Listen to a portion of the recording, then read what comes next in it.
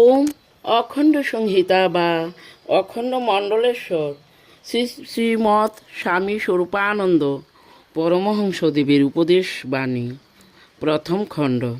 গুরুর প্রতি কৃতজ্ঞতা। কৃতজ্ঞতা কি নেই? শ্রী শ্রী বাবামণি আছে, কিন্তু ব্রহ্মানন্দ বিতরণই সদ্গুরুর কাজ। অনন্ত মুক্তির দিকে প্রেরণা দেওয়াই সদ্গুরুর স্বভাব।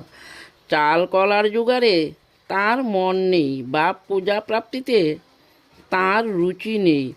তোমার উন্নতিতেই তাঁর আনন্দ, তোমার কল্যাণেই তিনি খুশি।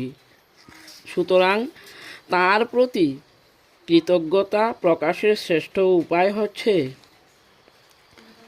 প্রাণপণে আত্মগঠন আর প্রাণপণে অগ্রগমন। তুমি যদি পথ এগিয়ে না যাও, তবে তার মহৎ প্রাণের মহৎ উদ্দেশ্যটি সফল হইল না, তিনি ব্যর্থকাম হইলেন। এতে অকৃতজ্ঞতাই হইল।